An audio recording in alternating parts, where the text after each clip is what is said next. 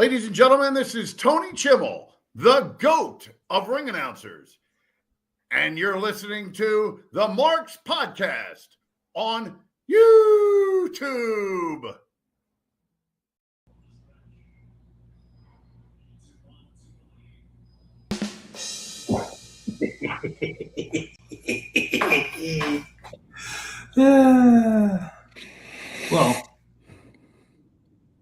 Well, we made it on time. I see. You know, so to be fair, we all made it on time. No, that's good. Gerard, it's our 80th episode. Yeah. 3 more episodes and we're your actual age. Or your IQ. Take your pick.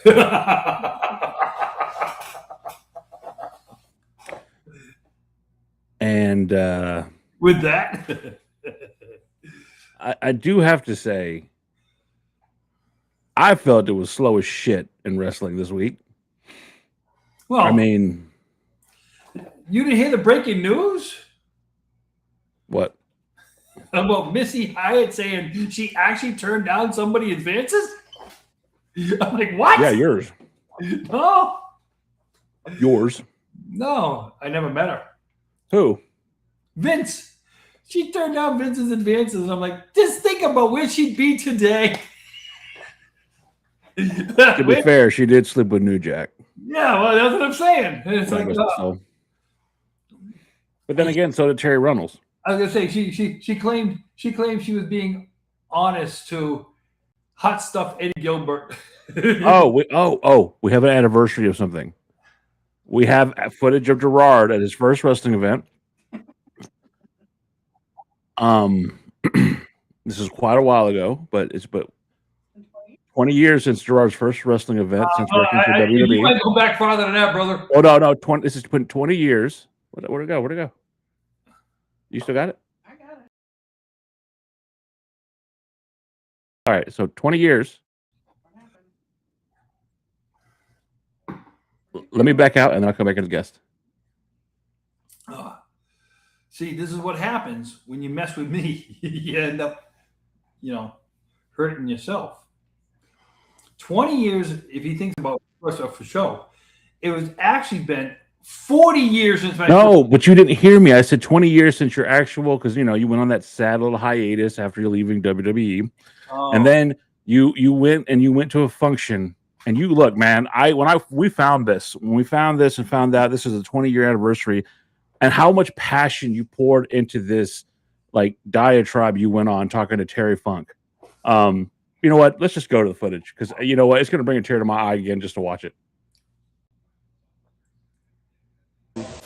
I just want to thank each and every one of y'all for all you've done to your bodies. It's still real to me, damn it.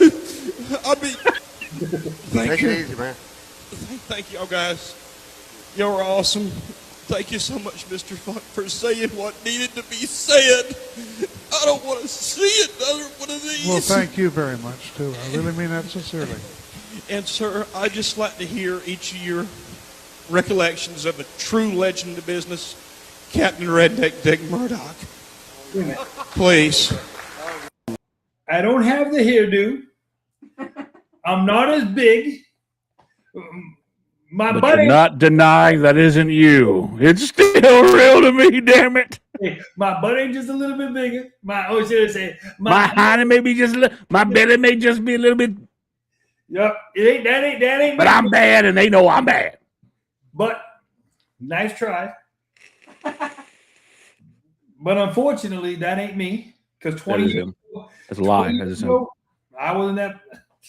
Heck. But like I said, when I saw that thing the other day, that just kind of made me laugh to where I'm like, oh, so she's gonna come out and say, oh, where would my career have gone if I had slept with Vince McMahon? I was like, oh, so you're gonna hinge it on the one guy you didn't sleep with? Yeah. Right. Look at someone who did sleep with him, and she's now in prison for murder. Yeah. Well, I'm of the belief. Yeah, that's your boy, right? Vince is your boy, but I'm of the belief. Yeah, I'll 100%. There's no way she didn't fuck him. I'm just saying, though, if Missy the Hyatt's going to come out and say, I didn't sleep with Missy Vince. the Hyatt? Really? Missy Hyatt's going to say, I didn't sleep with Vince because I was loyal to Eddie Gilbert. Oh, so hey, don't you fuck around with hot stuff Eddie Gilbert, all right? What I'm saying is, wait a minute, you're going to base your claim on the fact that, you were loyal to one guy? Missy seemed like a sweetheart. You can say what you want, but she seemed like a sweetheart. Keywords, seemed. She she was crazy, but she was not a cunt. Now look, like Cornette said it himself, all right? Sable was behind your back cunt. Tammy. Missy, hey, we can all agree Missy slept away to the bottom. Oh, man. God bless Missy Hyatt, though, man. Like, there's so many stories. I don't know what kind of woman she is behind the scenes and stuff like that. I would say, from all the stories you hear about her, she doesn't exactly have a great track record of, fidelity. We have another video of Gerard. Gerard finally got to meet his hero recently. And Gerard, so I want y'all to know that this Gerard y'all see on screen right now, this is a lot of makeup. It takes him about 45 minutes to an hour just to get all this on there to cover all the blemishes up. So here, if we can show. In a former life,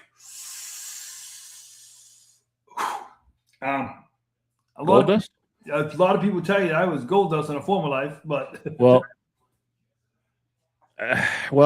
Gerard finally got to meet his WWE hero, and let's go to the videotape. Could not be no Eugene. Oh. Wow!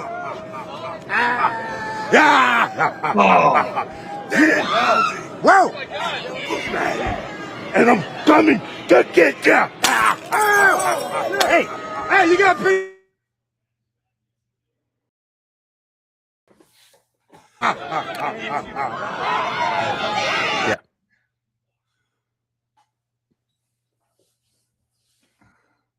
Yeah. What was it like to meet R-Truth? Oh God. What's up? I thought you were going to say Jimmy Wang Yang. Did you notice that he was wearing his Mets? That makes you happy, doesn't it? Because you being the New Yorker. Come on in and tell Gerard how much you love the Mets. Let's go Mets. Oh, wait, hold on. Let's go Mets. Oh, you mean the team that just got swept by these guys who have won 11 games in a row? I don't love the Mets. I'm a Yankees fan. He doesn't understand that that's like separation of church and state. You can't love the Yankees and the Mets. That's like mistakenly loving the Jets when you're a Giants fan. Exactly. I'm sorry. I meant the Knicks. No. Hey, Tony. Hope you're doing well. I was gonna say he's all on his Knicks. He's all on his Knicks train right now. He could kill. Good. What you got going for you right now? How the Celtics doing? Oh yeah. Like I just said, the Red Sox have won 11 games in a row. Huh? I don't care. The Red Sox have won 11 games in a row. Yeah, that's what I thought. And now your boy Thomas Brady, who left by the way, right? He left. Hey, what was Tampa? Oh no, he because fucking they were too stupid to hold on to the greatest quarterback of all time, right? At least with the Cowboys, we rode with Aikman until he couldn't go anymore. But the fucking Patriots, no, you're too old. You can't do it. A Super Bowl later. Actually, Tom actually left on his own. He took he took a free agency contract with Tampa Bay. Yeah, why? Because your boys, y'all didn't love him enough to keep him. No, because I think he fell. Him and his coach just had a him and a what? Him and his Belichick, yeah. How's he working out now that he's an influencer with his girlfriend on TikTok? Well, yeah, listen, if I'm 75 years old and I got a 27-year-old girlfriend, I don't know. He's doing something right. You want to chime in on this? But let's get back to the wrestling part of this. Okay. Okay. All right. So this week, where was Dynamite Wednesday? Where was it? Oh, Boston. Yeah, you missed it. And who was the main event? Blah. Who? Mercedes Moné. Yeah. She can't go over in her own hometown. Yeah, because your favorites, you get the picture ready. Divine Dominion were her tag team partners. It's going to be kind of hard to get over when they're there. You know, Megan Bain, right? I'm just saying the fact of you put her on the main event, but look at what you did throughout the course of the show. Wait for it. 3. You had Kenny. Wait for it. Wait. 3, 2, 1.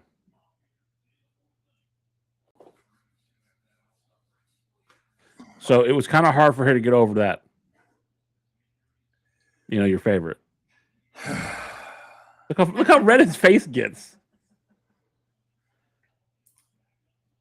Now, to go back to being serious now. You had just say if I could be serious for a moment. You had a guy show up who's going to bring back a gimmick called the Painkiller. Painmaker, whatever you want to call it. Yep. 55 years old, still trying to do what he does in the ring. He can still go. Of course you'll defend him. But but tell me he can't go. Going and needing to keep going, that's two different things. He's not okay. If it was about money, he would have gone back to WWE. He loves what he does.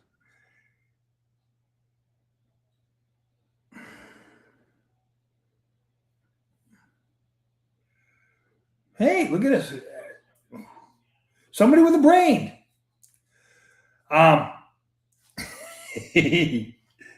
Yeah. But what I watched Wednesday night, because I actually watched some of it. Okay. I'm proud of you. I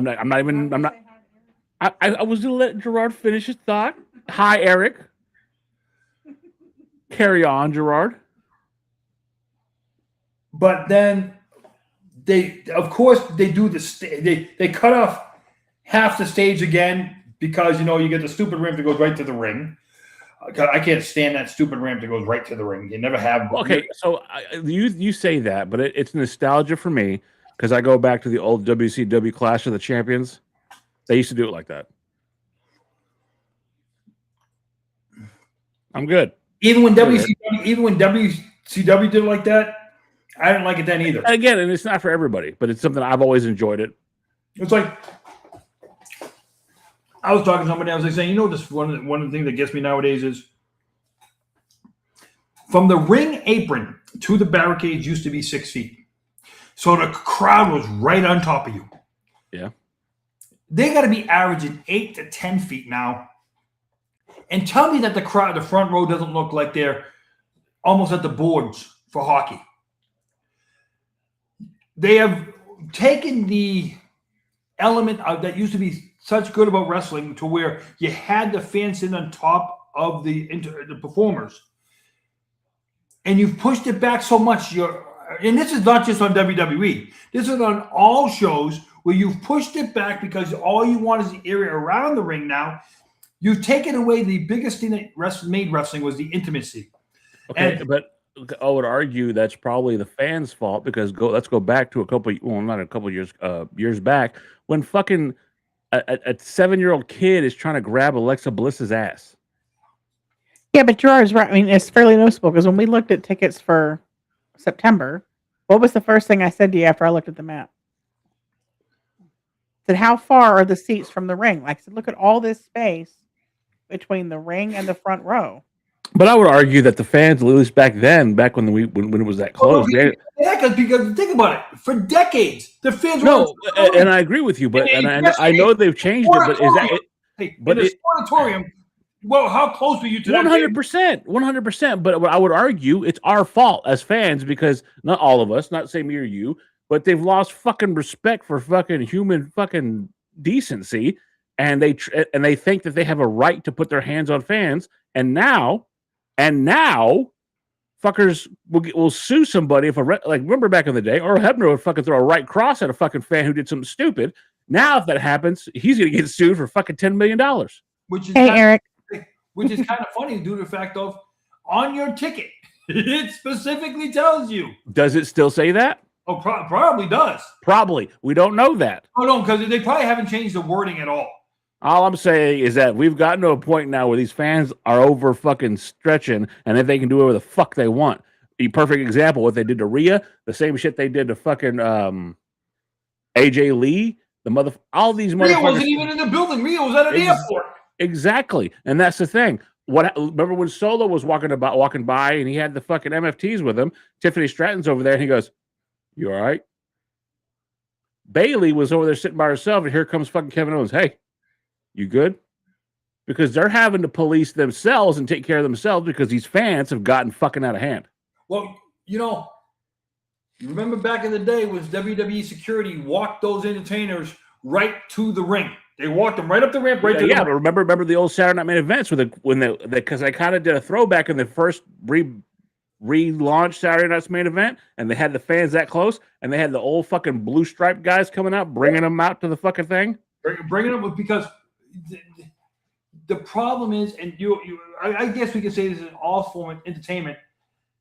We said it before, we'll say it again. Fan entitlement. Screw you. Yeah. You know not look. I get I get a fan being a fan, right? It's like the thing with CM Punk this week was he was at a house show at a hotel, and some fan got upset because he told the fan he didn't want to be bothered inside the hotel. Which you have a right to. So look, that's an extension of your house. So let me just put this out there. We're supposed to go in September. We are going in September to this fucking VIP thing. We paid for the tickets. We're going to AEW, and part of the ticket says we're going to get to speak with some of the stars, right? Some of the superstars, the wrestlers. Whatever time they give us is the time they give us. I'm not expecting or assuming that we get full access. They're human fucking beings. This is part of their job. They're allowing us to interact with some of them, maybe hold a belt, take a picture, whatever. Great. That's awesome. My issue is the entitlement to sit there and basically harass and stalk a fucking wrestler. Brother, if I'm a wrestler and I'm taking a leak in the john and you're sitting there trying to shove a cup in my face and I'm taking a piss, I'm going to knock the cup in the fucking toilet and kick your fucking ass. Don't fuck with me when I'm taking a piss. Don't fuck with me when I'm with my family. I don't owe you shit. My job, my obligation is to entertain you. Once that fucking camera turns off, I don't owe you shit. It was like the person I was talking to, going to the hotel. If you can catch the person before they go into the hotel, I got no problem with that. If they're saying something before they go into the hotel, fine, because that's like following somebody to their house. If you get it before they go into the house, hey, whatever. But the hotel inside is off limits. Brock was talking about this too. He was talking about how he's like he doesn't, when he's at home, he's dad, he's husband. And he says that most people respect that. Now, people will come and approach him, hey, can I? And he says, not right now. I'm with my family. And most people respect that. But he's also Brock fucking Lesnar. Well, you know what the thing is, too, is I guarantee you where he lives, when he's out at a sporting event and stuff like that, he probably has a lot of people. I've told you before, and I'll tell you again. Those people know who he is, and they don't talk to him about his job. You know what they're talking about? His life, his family, his kids. Hey, how his kids playing the sports today. Don't misunderstand what I'm saying. God bless those people that like the wrestlers and entertainers that take the time and say, "Hey, yeah, I'll do a little extra here," but they're not obligated to do any more than they're supposed to. Hey, listen, when he gets on a plane and he goes home, he's Brock Lesnar, the family guy. Well, we can put it out there. He's family guy when he goes home. But again, they get vilified when they don't fucking go and spend an extra 3 hours bugging people. And I was guilty of it too. And you know this story. The reason why I went to a signing, and family member had a fucking deep love for John Cena. Okay, we were like the next third. He had a plane to catch. We didn't get to see John Cena. Wyndham Rotunda, Bray Wyatt took that family member, gave him some merchandise, and gave him his one of his wicker hats, and he was the sweetest person in the world. I was mad at John Cena because we were like fourth or fifth left in line, and he had to split. I was wrong for getting mad at John Cena. John Cena? John Cena? John Cena. I've been around you too long. But that's what I'm saying. And I can look back now, fucking 20 years later, and say, I was fucking wrong. I was wrong for getting mad at John Cena for doing that, even though he has obligations. He did his. Like, look, that line was out the fucking door. But we've talked about this before. Like, I think it's the internet, it's social media, it's fans having unfettered access to an extent to all of these people. It's That it kayfabe. blurs those lines, though, that they feel like they should be approachable 24/7. I can tweet you, I can watch you on Twitch, I can send you an email, I can DM you, I can do. We have this back and forth, and so when they see them in person, it's like they don't feel like back in the old days. You saw those guys if they were in your town. Maybe you saw them at a restaurant after a match, but you weren't able to communicate or see them on a regular basis where you felt like you knew that person and had access to that person. I'll use something. And I'm not defending it. No, That's where it's stemming I'll from. use something from today. From today. I'm not going to say where, but you happen to be within 30 feet of a celebrity. And I'm not talking about some no-name. I'll just say it. You were 30 feet away today just because of what we do. Right. Of Samuel L. Jackson. Yep. Did you bother Samuel L. Jackson? No, I didn't get out of my seat. You let Samuel Jackson walk by and go do his thing. Yes. Because you're a fucking decent human being who doesn't feel entitled. No. And again, you were 30 feet and had a clear line to Samuel L. Jackson. Yeah, I could have run right over there. And but you are not a piece of shit. And you understood he was in the middle of something. He was busy. It was important. And you let him exist. Mm-hmm. Absolutely. And the thing is, you don't know if that opportunity is going to come up again, but you also know that he's a fucking human being, not a piece of fucking meat. Right. When I was younger, I'm going to put it like this. When I was younger, I was in Disney World. And you saw Mickey Mouse. One of the Boston Celtics was walking around. Dennis Johnson was walking around. And I just ran up to him and said, Dennis, I'm from Boston. Once I said I'm from Boston, I'm in Disney World, I said, and somebody said, do you want to get a picture with him? And Dennis goes, yeah, we can get a picture together. Shook his hand, said, have a good day, man. Enjoy. I hope you have a good season next year. It lasted all of 1 minute. But I didn't start the conversation off of being, I'm a fan of Bubba. I just started the conversation, Dennis, I'm from Boston. Once I said I was Boston, he took it on his own. Guess who That's great. But if he would have said no, you would have been okay with that. Yeah, but guess who took the picture? Huh? You want to know who took the picture? Was it Mickey? Ho! Mel. Was it Chimmel? No, Mel. Oh. Mel took the picture, me and DJ. But I'm saying is, but I knew where, if he had just told me. But see, people like you and myself, we have fucking common decency. What I'm saying, if he had just told me I'm with my family, I'm sorry, I don't want to do it. You know what I would have said? I still would have said, have a good season. That's all I would have said. Well, and my thing is this: even if he, like for instance, right? I looked at the Punk thing. A guy got mad at Punk. I would have said, "Look, I know you don't want to take a picture. Can I just shake your hand? Because thank you for everything you've done and entertaining me all these years. Just and if he's not fine with that, cool. I appreciate it. Thank you for your time and step away. I think the biggest issue that I have with a lot of these guys, it's not the fans that are a pain in the ass. Going back, we talk about this, and I watched the Stephanie McMahon. 90% of fans know their place. Well, no, what I'm getting at is, it's been like fucking years since the pipe bomb. 2005 to 2015, 2011, 2012. 2011 was the pipe bomb, right? So I was watching Stephanie's podcast with Punk, right? I was listening to it while I was doing some work, taking a shit. And they're talking about the pipe bomb. And one of the things I remember from that fucking promo, and he goes, you fucking he basically saying, you lazy fucks who show up at the airport at 4:00 in the morning with your collector cups that I'm not on, that you want me to sign. That's the fans that I can't stand. The ones that show up with like 7 fucking posters or this and that, and I want you to sign this. Brother, when we got to meet Danhausen, right? It was quick. I was there. I asked him a few questions. I took a photo with him. It was great. Nicest guy in the world. Didn't want to take up too much. Because you towered over him. I don't look that big on the fucking picture. But again, he was the nicest guy in the world. And he wasn't in gimmick. He was a guy just sitting there having a conversation. So I got an autograph from him, and it's hanging in my office.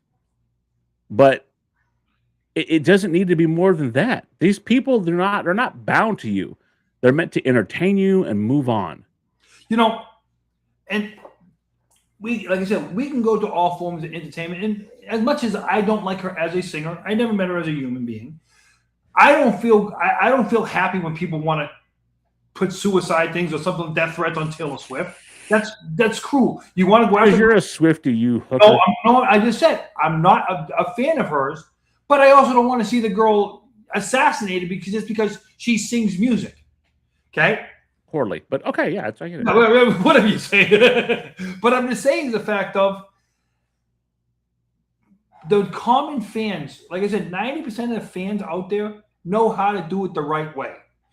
It's always your 10%ers who screw it up for everybody, and they make it bad for everybody. You know, somebody came out with it's like the person who came out with. Hold on, before you say anything else, I just want to say Jacob's not here and if he does show up, we love you. If you don't show up tonight, we love you, Jacob. We're thinking about you. Because I'm going to bring this back to cost. So if some performer this week come out, announce some concerts, $154 tickets. That's the get-in price, nothing more. $154.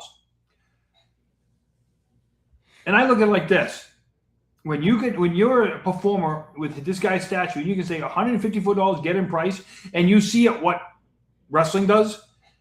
How is WWE to me?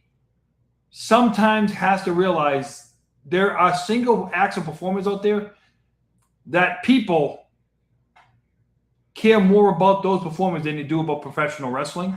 And when you can see that a guy who can come out and say, so I'm going to give you $154 for these tickets, no matter where you're sitting in the building, to where what you see some of these wrestling prices at nowadays, that just goes to show you the companies out there are there to screw the fans. See, you say that, right? But I want again. I'll ask you, right? Because I cannot be unbiased because I really do like AEW that much. Okay. So for what we got being in the second row, this VIP from what we read on it, do you think we got a good deal? Yeah, because if we took a row back, and I went and looked at the pricing. So to take a row behind and not have that experience, the ticket was only going to be like $220. And I think for on the floor like that, where TV is, like where that location is, I think that's a hell of a deal. We paid for the extra outside. You said the ring fun. You're paying for the extra experience. Exactly. Okay, so you're choosing to pay for the extra experience. Yes. Had we not wanted it or couldn't afford the extra experience, we could have gotten it for $200. Okay. And that's okay, but so hear me out, Gerard. That is second row of a taping of TV side that we're going to be on the hard camera. So we're going to hopefully we'll have Mark's signs and a fucking sign that says "You suck, Gerard." That I can believe. But we'll be on the hard camera side. We get to take photos with the AEW championship, potentially meet Aubrey Edwards and tell her how much you hate her. Oh God! And then still get fucking $20 gift vouchers for both of us to eat for food. And that's on a taping of Dynamite and Collision. It's not just one or the other. We get to watch both shows. You know what's sad is I could almost see you going to this show and you're talking to Aubrey, and then the following Sunday she pops up on the screen here. That would be hilarious. But I'll say this: so if we take it down and you want to go apples to apples, it's $200 for the third row, where for WWE it's $700. And then we just had the American Airlines Arena Monday. Yes. Yeah. Okay. For Raw, then that's it. You only got Raw. We're getting Dynamite and Collision. What my thing, like I'm saying to you, my thing is right now is there's entertainment out there, which is to me, let's just say it like it is. Garth Brooks to me is much more bigger than WWE. Let's just put it like that. Yeah, but if Garth Brooks shows up, you better be careful because you might lose a loved one. No, I'm just saying. Where are the bodies, Garth? Where are the bodies, Garth? Where are the bodies? Let the bodies hit the floor. Let the bodies hit the floor. Have you ever heard that? You ever heard that fucking rabbit hole? The conspiracy about Garth Brooks being a serial killer? Oh yeah, whatever. No, listen, okay. Oh, no, serial woman. Hey, and a womanizer. Hold on. Every city that he has performed in the last, 20 years? When they've been in town, someone's died, and it's like it all links up. So I will say this though. They say that it's actually Chris Gaines, and that's the character, and that's who's the serial killer. Garth Brooks is the good one, and Chris Gaines. Well, listen, I will say this: Legendary. if you look at the posters of Chris Gaines, when the thunder rolls, he looks like a freaking serial killer. and the thunder He really rolls. does. But That was a When the terrible, thunder terrible brand. rolls. But I'm just saying the fact of if a guy like him can control costs, and let's put out there, Prince used to do the same thing. Prince would only announce where he was going to be a week in You gotta advance. watch how you talk about that, man. No, did you hear what I said? He would announce in a week in advance where he was going to be to limit scalping at all costs. Game blouses. But I'm saying is a fact of, but then you got WWE literally trying to squeeze every last dollar out of their fans. Again, they have become soulless, in my opinion. There's no saving grace, and you know what? That leads me to our first conversation piece. And the wrestlers ain't doing any favors because no, they're not. But hear me out. Hear me out. That leads to my first topic of tonight, and I know we're fucking 30 minutes in, but this is the first topic I want to talk about. A superstar and a talent that is just tragic about what happened to him. All the potential in the world from Texas, a Texas native. I'm so sorry to hear about his relationship, his divorce. I don't want to get into that, but the one, the only, the limitless one himself, Keith Lee, basically there's speculation that he's retired. He's done. He's no longer going to wrestle. And what a fucking waste. Like he should have, in my opinion, been at least a 2 or 3 time world champion by now. I think he has physical limitations. I know what happened. Something happened after COVID. He got sick, and I get that. His heart, God rest the one and only Bray Wyatt as well. Like similar situation. But while he was in WWE, what a fucking ball drop. He came. What he did, and if you can, I don't know if you look it up, will be a hit for it. What he did. You get a quick Keith Lee to this woman in AEW who just found out she had ALS. Oh my God! And she Shit, rebel. Rebel. Then look at it like this. 53. I'm lucky to have gone through life with very minimal setbacks. Yeah, but you're a fucking Boy Scout, man. The only cigarettes you remember smoke were bubblegum cigarettes. I'm saying with very limited setbacks in my life. Okay? I had to have my heart restarted 3 times in 6 weeks. That was the biggest scare of my life. They have to hit you with the paddles. That's a scare. But some of these performers out there, and I'll give you an example to where being a DOT employee, I get a lot of people who only go for their 2-year DOT checkup, right? And not use the medical benefits they have with the company. Is it time to where we've talked about it before? These guys and girls put their job over their health and not get. I don't think it's as bad as it used to be, and I think that what I'm saying is, do they prioritize making the buck over their health to where? Well, no, hold on. I think there was an argument to be had for that beforehand, right? I think back when we talked about the excruciating schedule they had back under Vince, yeah, I think there was an argument to be had. Well, most of these guys still got to pay for their own medical, so not in AEW. I listen. I don't know what you might pay for your copay, my copay, but I'm saying not in AEW. Hear me out. When you're buying your own insurance and whatever the copay is, okay, let's just say the minimum copay to go see a doctor because you're independently buying it, say it's $1,000, whatever. I pay like $45, give or take. No, but I'm just saying is you have health insurance. I get health insurance, and my yearly physical is free.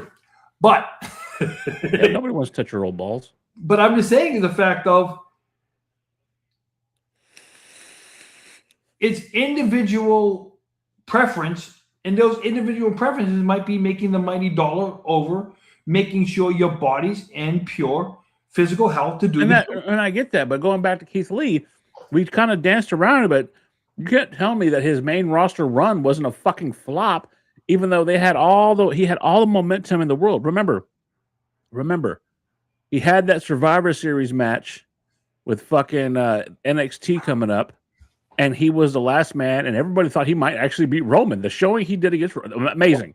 And then that was the same year that Brock Lesnar pretty much took care of everybody in the Rumble, and then here comes fucking, all you hear is that, all bask in his glory. And even Brock goes, that's a big boy.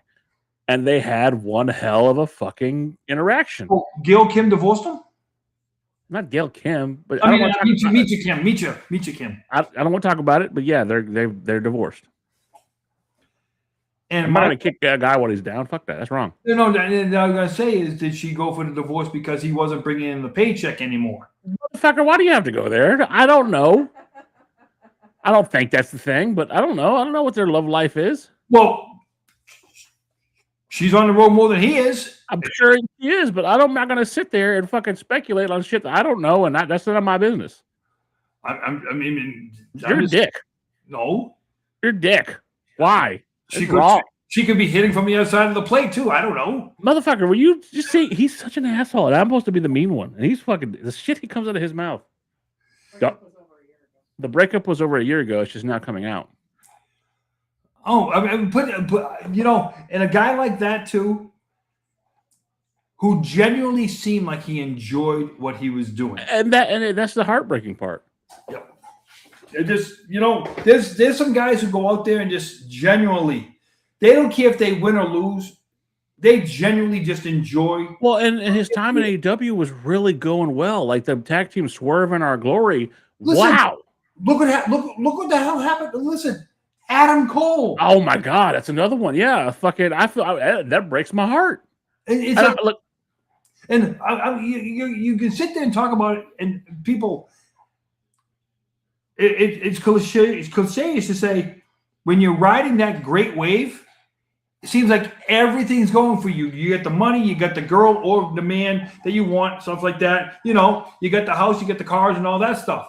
When you speak about the man you want, you're talking about yourself, right? But I'm saying the fact of you fall off that damn surfboard, it seems like everything just stops and goes away. It's like you lose everything. Adam Cole. Think about it. He's basically lost his career because of concussion. And from all the reports that come out, he's lost his girlfriend or his wife, whatever she was at the time. We don't know what other personal tragedy he has because. Well, but we also have some folks that have really fucking turned it around. You saw the vignette on Monday. One of your favorites, SAWFT, is returning after SummerSlam. I want to know what your thoughts are on the return of Big Cass. I think it's, how can I say this? If Triple H had been in charge at the time, I don't think he ever leaves WWE. I don't know because he. Let me tell you. Hold on. Let me tell you why. Test. Big Cass is the replacement of Test. Okay. I don't even know. No. Maybe there is a similarity. What I'm saying is the fact of he can work the ring. The problem with him, he's not the greatest on the mic. But okay. So at the time, that's what Enzo was good for.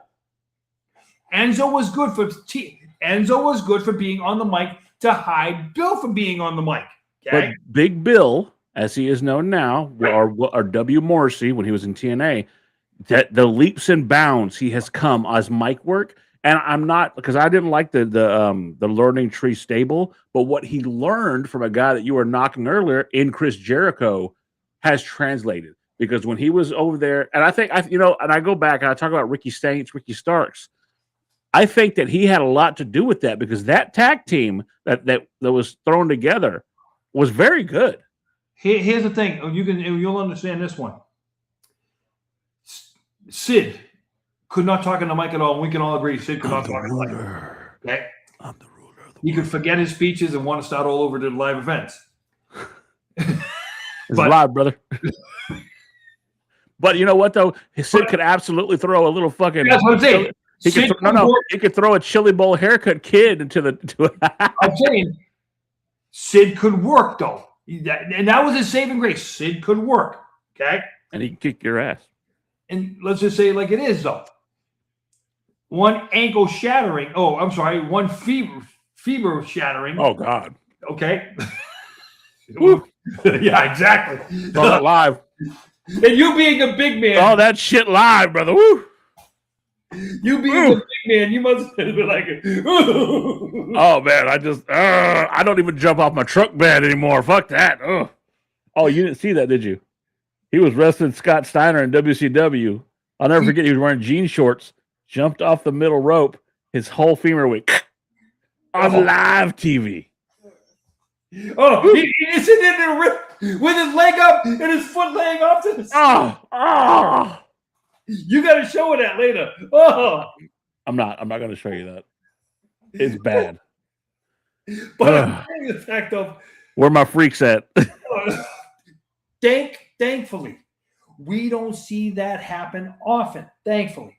Okay? Well, but see, that goes back to one of Taker's big things and Big Show's big things. Wrestle big. Don't sit there and try to do all this high flying shit. Your body's not meant to do that. We can both agree. Not everybody's freaking Bam Bam. No, you can't. Fuck no. But going back to Keith Lee was basically the reincarnation of Bam Bam Bigelow. Let's just say it like it is. You know, we can say it like a famous actor once said, a man's got to know his limitations. Okay? Know your limitations in the ring and work around your limitations. You'll have a longer career that way. Hell! But going back to that Big Cass as W. Morrissey, as Big Bill, I think I'm hoping they bring him back in the jeans. I don't want him going back to his fucking his tights because he didn't. I didn't like that look. My thing is, and I'm gonna tell so I'm watching SmackDown last night, and I'm watching this Tola Tonga going against Finn Balor, who you don't like, but I love. The problem with last night was this: 6 feet, 7 feet. The 6 foot guy won. Okay. Finn Balor's not 6 foot. What is he?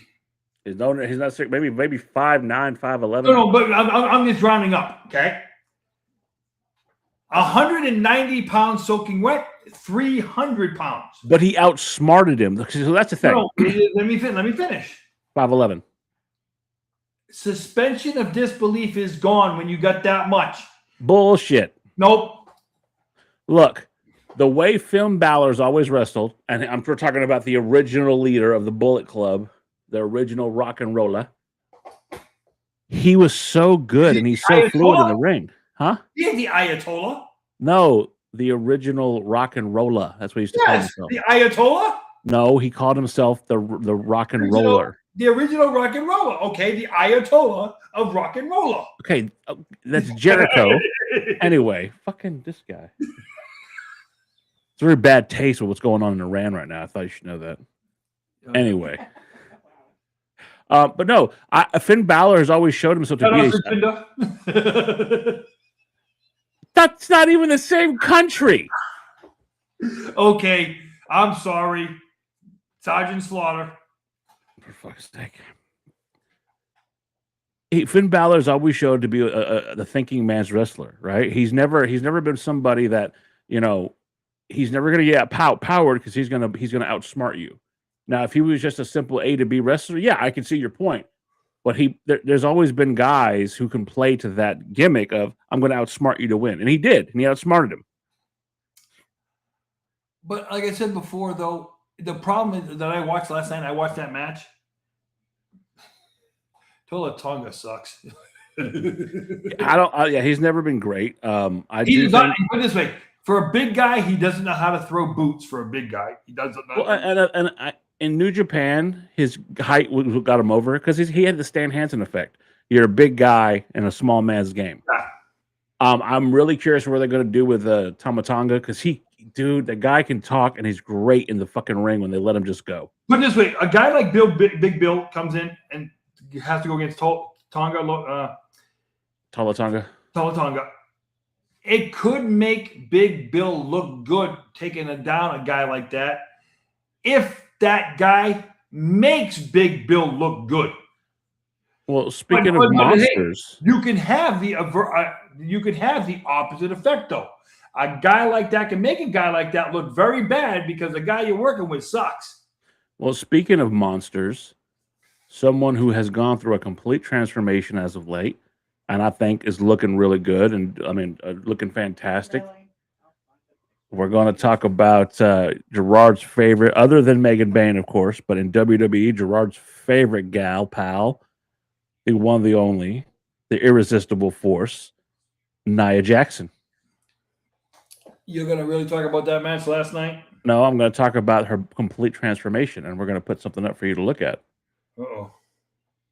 The complete transformation of Nia Jax. You're the one who complained and said that she really. I thought she needed to get in better ring shape, but she's taking it a step further. Here you go, Gerard. What do you think about that?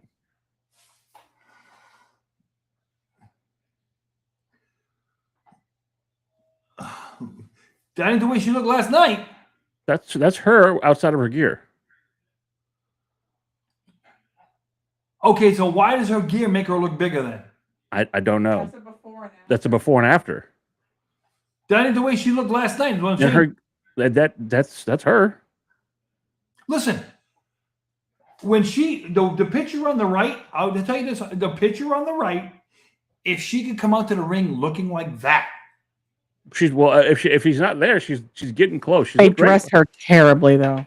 right? She shouldn't come out looking. First of all, like Toy Story there, Buzz Lightyear. Never come out looking like. But let me ask you this, okay? We give a hard time to someone like Raquel Rodriguez, right? And I stick to my guns on that. Like this, just so that people know, we are not body shaming anybody. I'm not. I'm talking when I talk about this, I talk about ring shape, and I talk about the fact that you have Raquel Rodriguez. Wait, hold on, Dan. I just want to say it's okay to criticize the entertainment portion of this. No, hold on. No. We're not attacking these people personally. Let me ask you this. Entertainment part. Let me ask you this, okay? If Hulk Hogan came to the ring and he didn't have those pythons and he didn't look the part and he didn't do and be, back when he was in AWA, the biggest arms in the world, if he wasn't that, right? If Jesse the Body Ventura wasn't who he was, who was it? Dan, we can both agree. Hogan caught lightning in a bottle with Rocky. Hold on. Who did Hogan copy? Jesse and Billy Graham. Okay, that's what I'm saying. Billy Graham, right? I look at the colors. Look at the colors on my body. I have the colors of autumn on my body, and the way he Billy talked. Graham copy. I think there was a lot of fucking Nature Boy in there. The original Nature Boy, Buddy Rogers. Yeah, and Gorgeous George. Now, hear me out. If those guys didn't put the work in to keep their physiques the way they were, would they have been? I think or artificially. Well, that's what I'm saying. Would they be as over as they were? I don't think Hogan would have been as over without Rocky 3. Either way, but the Thunder Lips character was larger than life because he was a muscular specimen, right? He caught lightning in a bottle, and Vince just happened to capitalize on that. Okay. So, what I'm saying is, he was over because of his physique, correct? So wasn't Warrior. The men. Warrior because of his right. But they were over because of their physiques, right? That was a big part. I think the anomaly in that is Dusty Rhodes, but Dusty Rhodes had a mouthpiece like no one else. I'll give you one who was over with the crowd, but not the fitness of shape. Adrian Adonis. Yeah, but he was a heel. Like he was the ultimate. But put it this way, he still got to the crowd. Playboy Buddy Rose. Oh hell! Let's not talk about ew. No, I'm just saying is there were some guys back in the day. We're not gonna mention Bastion Booger and shit like that. But what I'm saying is, hold on. But those were heels, right? They were over for the wrong reason. Okay, what I'm talking about. We can talk about your Mick Foley's then. But what I'm talking about, right? Kevin Owens. Cornette has taken huge exception with Kevin Owens' physique. Yeah, but I think that, and I can't believe I'm going to agree with Cornette. I think it's because Kevin Owens has the potential to be so much, and I don't. Hey, let's just put it like it is. Jake wasn't exactly the epitome of health, but what could Jake do? He could talk. And he could get in the ring and wrestle. And the fans will often overlook your body shape, size, or whatever you want to call it.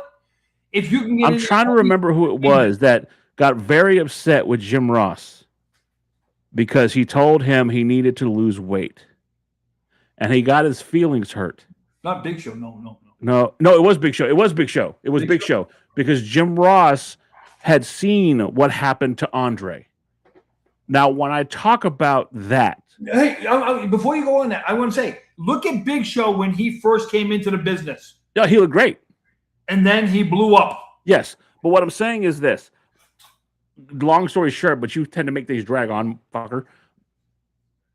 When I talk about size like that, when I talk about Nia Jax, this is coming from also personal experience. I was 5, and she knew me at this point. I was 530 pounds. I had trouble breathing. My sleeping was horrible. I had my diabetes was in fucking horrible. All these bad things that come from being overweight. Not to mention, now I'll put that on a wrestler. You've seen what they have to go through on the road. They're not getting the best meals. They're not getting the best sleep. They're not getting the best health as it is. But to not take time to take care of yourself, you're just putting a detriment on your body. So when I talk about Nia Jax, I'm not fat shaming her. It's a concern because I want to like Nia. And I know that sometimes you and Jacob talk about Buzz Lightyear and shit like that. And I do agree that sometimes her ring gear does not look great. But my approach at that is... Question. Do me a favor. Put that shot up again of her before and after. What I'm saying is, I'm happy that she's taken taken the effort and working on herself. If you could have that woman on the right come out, she would sell the shit out of the woman on the left. What do you mean? That woman on the right could sell the shit out of the woman on the left. The problem is they try to make the woman on the left sell you. That's the problem. If you could get her right there to come out looking like that to the ring and sell you, nobody would care about what the woman on the left looks like. What I'm saying is this, and I was going to get to a point with that. Nia Jax knows what, even when she was heavier, knew how to carry herself and dress and all that other stuff in a way that was appealing. I thought Nia Jax was attractive. I still think Nia Jax is attractive. Question. Do you not think she doesn't know she has to deal with Barbie dolls? But that's the point. She's not like her whole theme music. I'm not like most girls. She knows who she is. No. But I'm saying is, in her mind, subconsciously, do you not think she does? Like they did a whole fucking. They did a whole. Never mind just Nia Jax. Most women on this planet. I get that, but what I'm saying is they did a whole program with her and Alexa Bliss at WrestleMania, talking about Alexa Bliss making fun of her and calling her basically a dump truck. I'm just saying is the fact of it's pathetic that sometimes in modern society. If you start defending women right now after everything you said on this show, I listen. You're full of shit. No, first of all, I grew up with 4 older sisters. Okay, number 1. Okay, so I do defend them to agree. Hold on. That's like you saying because you have a black friend, you can have an N-word pass. No, I had 4 sisters. No, I'm saying to you like this. My respect for their bodies and stuff like that, I can joke around. Doesn't mean I mean a lot. Look, my thing is right this. now. Let me say something like that in front of my sisters. If I'm going to criticize, I'm gonna bring it back. If I'm gonna criticize someone like Darby Allin, and the boy can fucking wrestle, let's say what you want, but Darby Allin can fucking wrestle. If I'm going to criticize him for being small, I can't sit here and not criticize other people. Now, I look at someone like a Raquel Rodriguez, who is clearly, in my opinion, not in the same ring shape that she was back when she was in NXT, when she was Raquel Gonzalez. Okay, I want to like Raquel Rodriguez. I know that you and Jacob have made jokes about her getting a boob job or whatever. I don't give a fuck. But my thing with her is, at least, I know that she has some illnesses and whatnot, but if that's going to impede you from being healthy and taking it seriously, because part of me and this is my opinion, part of me feels like she doesn't take it serious. I joke around sometimes with that But my biggest problem with her is this, okay? The women she's in the ring with seem to take it more serious than her. Yes, and that's my thing. Is and I'm saying, if that's going to be the case, then do something with your freaking body to at least people will be like, hey, wait a minute, she's doing this. That takes away from the fact of, listen, we can all say it like this. And I'll say it. Liv Morgan, as small as she is very large in the ring. Fucking the Prodigy. For as small as she is extremely big in the ring.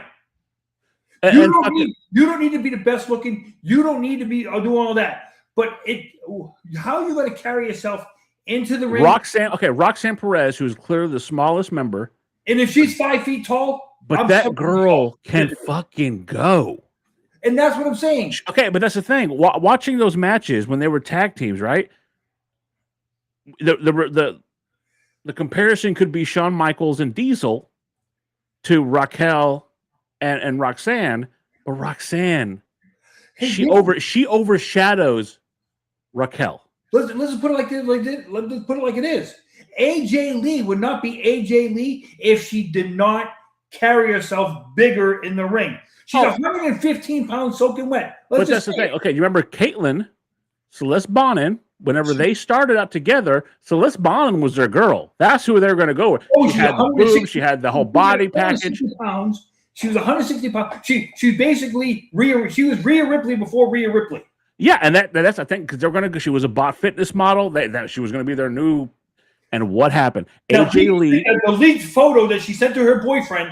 The boyfriend leaks it out and destroys her career. No, that had nothing to do with it. She had left before then. But what I'm saying is, AJ Lee and her, compared to each other, she just outworked her. I'm sorry, AJ Lee outworked Caitlyn. It was just amazing, and she deserved it because AJ Lee showed she's not some chick they plucked off the street and said, we're going to make you a wrestler. She was a fucking fan. Hey, Dan, you can't teach heart. You can't. You're 100%. And you can really. Now, you know what? It's like the comment when he says, he's 7 feet tall and you can't teach that. You're right. But you can't teach heart no matter what the frick you do. You either got it in you or you don't have it in you. Now, hold on. I have to argue that because some news has come out and there's a guy that was just an athlete who they plucked him basically from being an athlete into being a wrestler. And I don't like him. I'm not a big fan, but man, the man has heart. Trick Williams wants to have a match with his mentor, the 5-time WCW I don't want to see champion. that. I'll tell you why I don't want to see it. It's not Booker T. He's 60 years old. I don't want. It's not. And I get that, but Booker T responded. No, they asked Trick Williams the question: if you could have a match, who would you? He goes, "I would love to have a match with Booker T." And Booker T responded, "If he goes, if I can get in the gym and I can tell and I can look at myself and say that I would basically get in a match that I wouldn't embarrass him, I would do it." And that's a realistic way to look at it. He owns a wrestling gym. He does. So how much shit does he really need? Isn't he teaching these kids? Ah, but you can teach somebody and not actually you can walk them through stuff and not have to. What's the greatest way to teach? Show. And as much as you don't like, you're going to say he's the only one teaching there. Hold on. As much as you don't like to hear this, Vince McMahon never asked anybody to do any stunt. But you also don't want him. You just said you don't want him in the ring. I'm saying is though, but he never did anything to it. He didn't do it first. Okay, right. But you're saying you don't want Booker T in the ring. So why are you bitching if he's not in the ring? I'm saying to you this: if he gets in there and embarrasses himself, I won't think he would do that. You can't listen. You can. It's like somebody said it last week. There's a difference between in ring shape and being in shape. And he said it himself. He would not. It's a question of like. Dan, you can say right now, I'm in shape. Kid, go get in the ring for 5 minutes. You know what you'd be saying? Oh, fuck that. Fuck no. But what I'm saying is, Booker T. Like I could get in the ring for 5 minutes. Listen to me. Listen. Shut the fuck up and listen for 5 seconds. As soon as I'd be done. Booker T had a very adult fucking answer, and that answer was, I have to look at myself in the mirror, basically, and if I could do it, I would do it if I can. If I can't, I'm not gonna. He's not gonna embarrass himself, and he's not gonna embarrass Trick Williams. He's not going which is more of a mature statement than, and I hate to say it, than Mark Calloway, the Undertaker, who kept trying to relive that magic and wrestled another fucking 5 to 7 years when he shouldn't have. I'll put you like, and you know, that match in Saudi Arabia, I think, killed a lot. Yeah, fucking that dickhead almost fucking paralyzed his ass. Yeah, so I'm saying is the fact, knowing, and we can let's just Which one? The one with fucking Goldberg or the one with fucking DX? They were both bad. Let's just go back to this, okay? Taker and AJ without COVID, does that match go over the way it does? Oh hell no! Correct. Without it being fucking a cinematic match, no. No, correct. Okay, and we can all thank. And listen, let's just take it like it is. AJ made that match what it was. Yes. Does any other guy do that? I don't think any other guy does that because he was able to carry Taker. No one else does that. Does that. Does. That's what she said. Does. Okay, it's called paying your dues. Well, speaking of that, in the human monies, there's another and human monies. There's a guy who's not making really as much money as he should be right now, and he's really fallen off. And speaking of somebody, one of Booker T's greatest opponents, Scott Steiner, the big bad booty daddy, his nephew, old Braun Breaker. What the fuck's going on there? You know, the vision. I was having a discussion with somebody the other day, and let me finish this. In all of wrestling today, okay? Because everybody likes to go back. Everybody likes to go back 30 years ago to the Monday Night Wars, okay? You are cursed. Anywho, they want to go back to the Monday Night Wars. In neither company right now, or if you want to go all three companies, you're missing your Austins. You're missing your Goldbergs. Okay, we talked about that last week. Yeah, you're missing it. You're missing that fire. You're missing the. I need to watch this because I don't. But I also think it's a fault of the company, though, Gerard. Think about this, right? We talked about it yesterday. Not just a company. It's the fault of I think that. Hold on. I think that AEW's got a better formula because I think that for once someone's actually they're still pushing on. They're still pushing old ex WWE guys. Listen to me. Like no. Who's at the top of the card right now? Oh, you're right. I'm sorry. They're pushing EVPs. No, one EVP is being pushed. And by the way, hold on. They're pushing. They're pushing 4 guys. Listen to me. They're pushing 4 guys because you're not going to tell me that you know more about AEW than I do. Wait a minute. Hold on. EVPs were wearing Bootio shirts in Boston. Hangman Adam Page. Out. MJF. Out. Will Ospreay. Can be out anytime because of his neck. And Kenneth Omega. Kenny Omega EVP. And Swerve Strickland. How many guys are and then just throw John Moxley in the mix. How many guys he will always be the third guy in the Shield no matter what you say. You, I thought he was better than both the guys we still have. I saw the scenario today. What happens if he shows up at SummerSlam? Hear me out. That would be freaking amazing. You're going to sit there and tell me right now in your heart of hearts that I was thinking about this. If I got to speak to John Moxley, if I got to have a one-on-one conversation, I'd ask him this. How does a promo go? How does a storyline go if the Death Riders show up to WWE and go up against the Bloodline? I can't see the Bloodline coming out of that. I'm sorry. You know what I said to somebody? And this is what I said, you know what? For tonight, what I'd be doing? Could you imagine 4 AEW superstars sitting in the front row of Saturday Night's Main Event? That would never happen. No. Could you imagine? Paul would never let it happen. Who? Levesque would never let that happen. They come down at 8:01. So the 4 seats ain't filled till 8:01. You're already live on the air.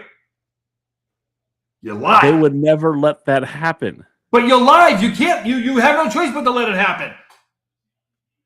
You're live. I love your fantasy booking because it's just that fantasy. No, I'm just saying to you, what would happen today? Because you've heard it before. And you've They'd heard kick it him out. What does Eric Bischoff say about the night they invaded the scope? He goes, I wish I could have showed the freaking door open because 1 million people would have changed the channel and see what was going on in my show. Yeah. But no. But they're not going to do that. But what do we hear about is the 600,000 people who flipped the channel because he announced Mick Foley was going to win. Exactly. But that's what I'm saying. Now go back to it. Have you watched enough AEW recently to get a good taste of who and what the Death Riders are? In all honesty,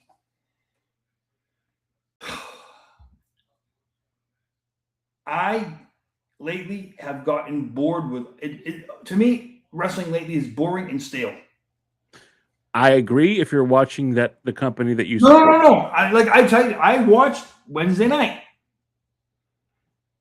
And what I watched Wednesday night, it was boring. And what I watched Friday night and Monday night was stale.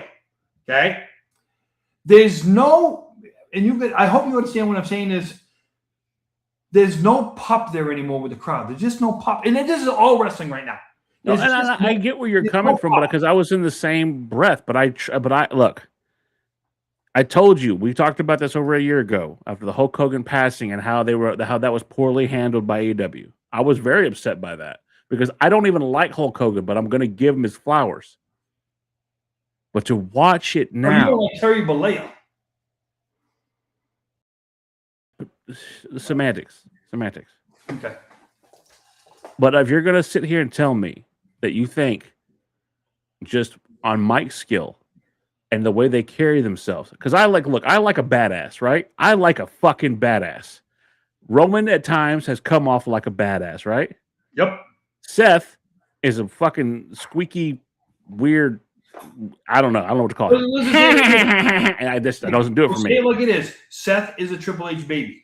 Okay.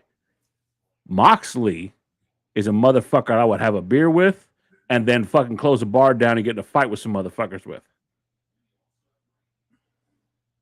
And again, tell me that he has not evolved and grown and become a better promo and actual wrestler in AEW because he was being held back in WWE with these stupid gimmicks where he was getting shots in his ass and wearing gas masks. Wrestler, no. Grappler, yes.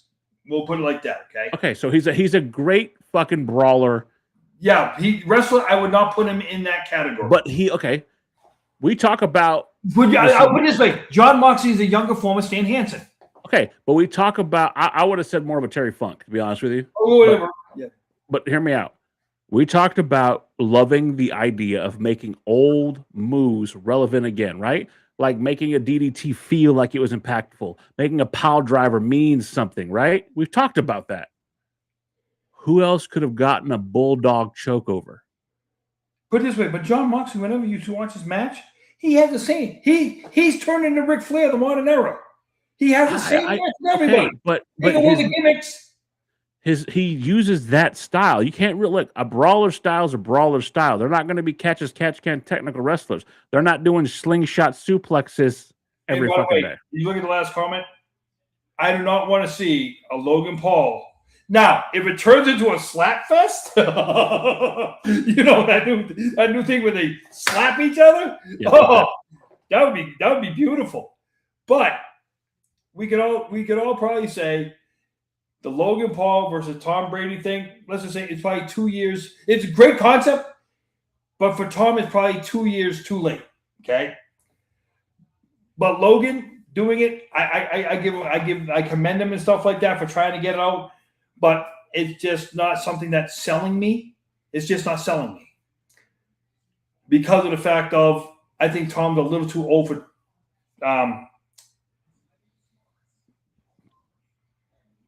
He's a Beavis looking butthead. No, it's not the fact that, listen, me and Dan agree on one thing. If Logan Paul ever goes babyface, he's going to be one of the biggest stars in the freaking company. Because the man, look, say what you want for a guy.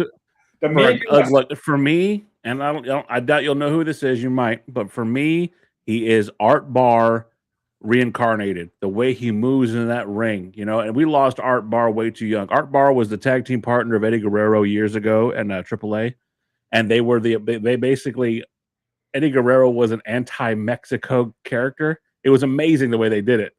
And Art Barr was his American fucking compatriot. So Art Barr invented. Will you look up Art Barr's Frog Splash for me real quick so we can find a video of that?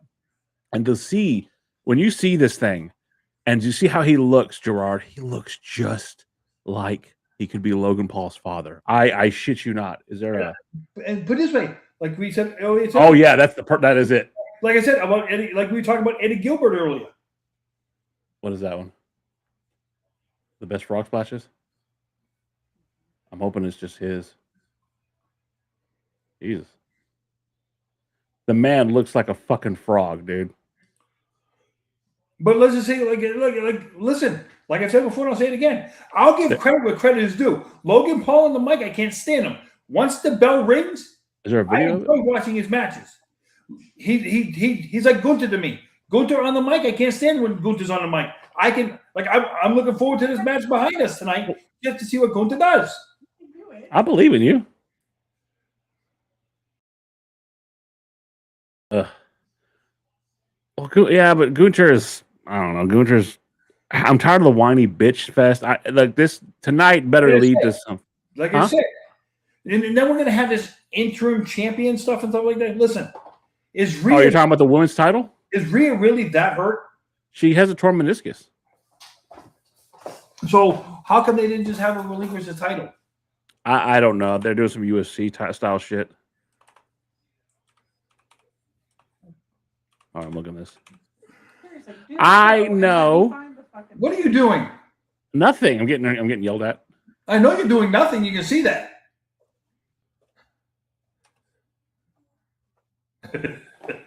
We get beat up. I'm about to sleep on the couch. You might like getting beat up. I don't know. I'm gonna get yelled at. That's what I do. Wouldn't be the first time. I'm used to it. I got it. I'm not saying you didn't. Say, All right, here we go. Los Gringos Locos. That's what it was. Los Gringos Locos. Watch this. Watch this. God dang. Tell me that isn't a thing of beauty. And look at him. He looks just like. He was blonde. He looks just like Logan Paul. Hey. And now, tell me this: when you see Logan Paul's frog splash, right? Does it not look just like that? Yeah. And hey, listen, I gotta say one thing because I caught it. The Austin and Rock thing down in the right-hand corner there. I didn't realize I watched it yesterday. It was actually done in Boston. The way they started singing Margaritaville. Oh man, the good old days. It's Toke Hogan. Look who's in the chat for you, Toke Hogan. Logan Paul. Toke Hogan. His name is Toko Jen, but whatever, Toke Hogan. I'm just saying. You know that he changed his name in his Discord to Toke Hogan because of you. Toke Hogan. Toke Hogan. I could say Jen. I say it like the fucking Ultimate Warrior. Toke Hogan. This is why Guerrero did the frog flash playing tribute to Art Barr. He did. So, but again, like that was what Logan Paul has a special place in my heart because those were some of the matches my dad and I watched, like Art Barr and Eddie Guerrero. Like that was some good shit, man. Well, and to go along that lines, when you look at the guys that we lost way too young in the business. That's not I have a picture of Bray Wyatt on my background here, and it's him holding the lantern. It's one of his last appearances. I have this poster, which I think I've shown y'all before. Yeah. And to lose Bray, and speaking of Eric Lima, they used to do a show called R&R. We've talked about them before on this program. And when Bray died, I did a remembrance on their show. I broke down crying because we just think about that family lineage, right? his dad was IRS, right? Mike, no, let's just put it out there. Mike Rotunda. He was Mike Rotunda. His Oh, fucking seriously, uncle. he won medals at Syracuse University. His fucking uncle was Barry Windham. And they were the Blackjacks. Blackjack Mulligan. Yeah. Well, Blackjack Mulligan was Barry's father, wasn't he? Yeah. Yeah. So like if we're going back, like listen, we can admit there's family lineage there. There's the history of the family. He was so brilliant. And I'll put it, hey, now that you just made that, now that you just bring that up, how much was he more like his uncle's father? Because Blackjack Mulligan, there was a lot of blackjack in him too. Yeah, a lot of blackjack. Think about that fucking. There was more blackjack than there was Mike Rotunda. Oh, 100%, 100%. There was a lot of blackjack in him. And you go back to Cornette talking about Blackjack Mulligan, and I'm not a big fan of him. But you talk about Mulligan and Blackjack. No, talk about Kevin Sullivan. Kevin Sullivan was talking to Cornette about Blackjack Mulligan and him and their rivalry in Florida, right? And he talked about how Blackjack wasn't afraid of anybody. And at one point, while Andre was down there, him and Andre got into an argument, and he slapped the shit out of Andre backstage. And Andre goes, "But boss, come no!" And if you can make Andre the Giant go, "Wait a minute, whoa," that's a bad man. Here's my thing about that. Okay,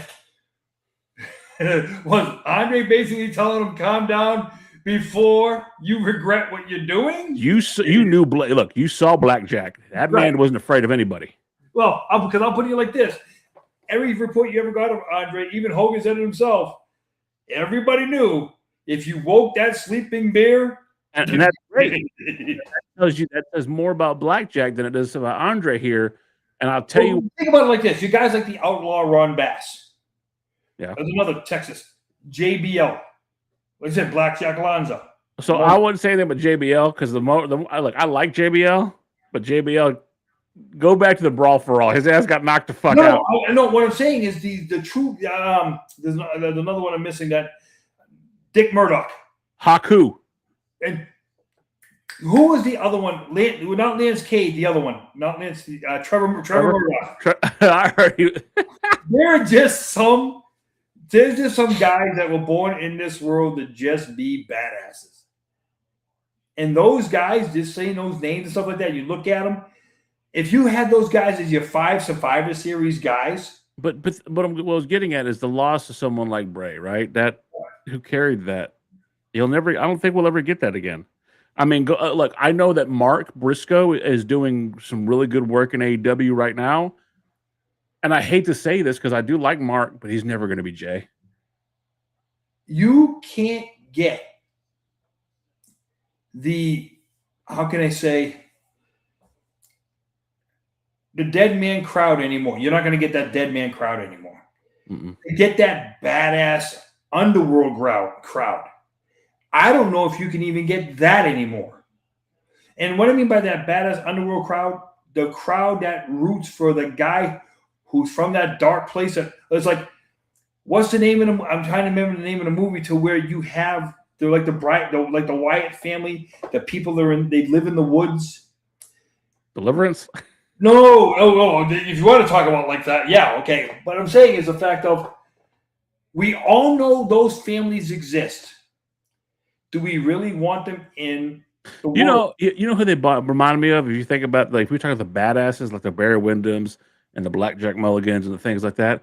You ever seen the movie? It had Tom Hardy, Shia LaBeouf. And it was about the Moonshiners, the Bondurant boys, the Bondurant brothers. So there was a scene in that movie where Tom Hardy looks at his little brother and he says, "We control the fear. And without the fear,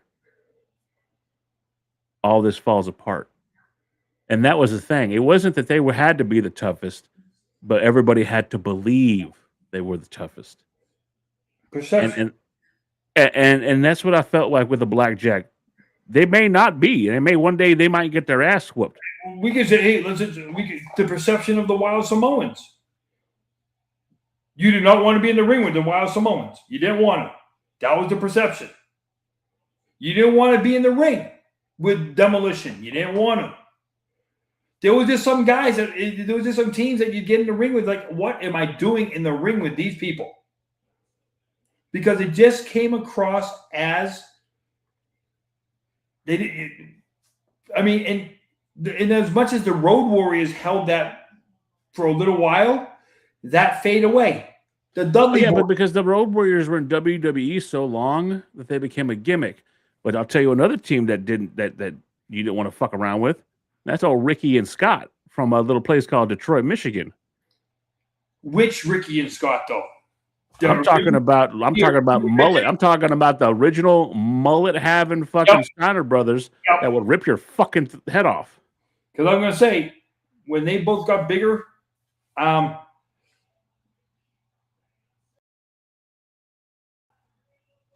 you send that email to me over to me, Eric, and we'll see if we can get them on here.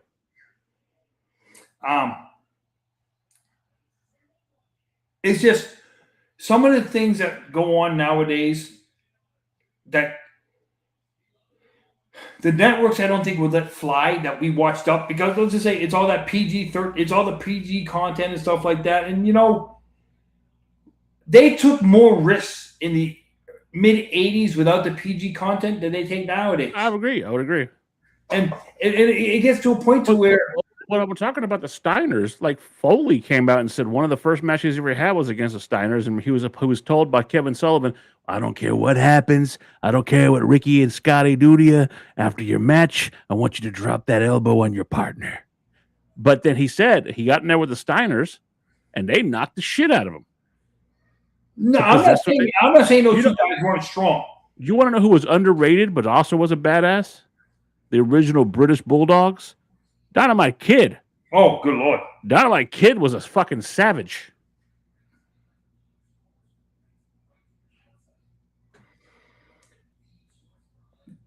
And unfortunately for him, he let his demons. His demons tore him up. Well, same with Davey Boy. You know what problem with never mind just personal demons. Like, I actually was able to talk to Harry one day and told him about how good his dad was. And the problem with Davey was this. He was always taking a back seat to the Harts. Well, not just brother-in-law. No, but hear me out. Hear me out on this. He could have been so much greater, but his own things did that to him. Go back to SummerSlam. We're coming up on SummerSlam. Well, we're coming up on the anniversary of a SummerSlam where he basically had his coming out moment, and he was carried through that whole match because he was just went on a crack bender the night before, and Brett helped him get through it. What I was going to say is, unfortunately for him, because he was the brother-in-law in the family, Brett was never going to take a back seat to him. He did, though. Brett dropped the Intercontinental title. Because he won the title doesn't mean Brett took the back seat. Brett was still more popular than Davey Boy. The only reason why Davey Boy, the same reason why Will Ospreay is going to win the title at All In. You watch your whore mouth. Don't you talk about the aerial assassin that way. No. You brought it up, so I'm going to put you some reality. Don't you fucking talk about Will Ospreay. It's still real to me, damn it. The same reason why Will Ospreay is taking the title All In is the same reason why Davey Boy won at SummerSlam. You know what? I know we have like 30 minutes left. This is flying by. Crazy how that works for you and me. I do have a story I want to talk about, and I sent y'all something. I sent y'all a little something in our group chat. I don't always like Vice's productions. I don't always like Dark Side of the Ring, but you know what? I really enjoyed this recent 3-part series they put out about total nonstop action. You know, I've tried reading some of that into it and stuff like that. I haven't been able to watch it. But what I've read about it, and this is the part that kills me, when you do a one-sided narrative, it's really easy to get the one-side narrative. Absolutely, but did you listen to all the people that were there? They had your boy. They had your favorite fucking promoter, and I'm sorry, favorite booker of all time, bro. He was on it, bro. He was there telling his side, bro, because the B on your hat stands for bro. No. Bro. I'm saying to you like this. By listening to this, Jeff Jarrett has never done anything wrong in the business. He admitted to doing things wrong. It was very well done. Did you not watch it? I just said to you. Well, hold on. You said you didn't watch it. So how do you know? Because he confessed to demons in that he is. I've never heard him talk about. I'm saying is from what I've read and what I've heard. Hey, unless these people I'm going to ask you again because maybe there's a failure to communicate here. Did you watch it? I said, read my lips. I have not been able to watch it. So I'm going to tell you something. I'm going to tell you a little story, and I'm going to tell you a little story, and you tell me what you think. A long time ago, there was a man who went by the name Double J. That's JEFFJARRETT.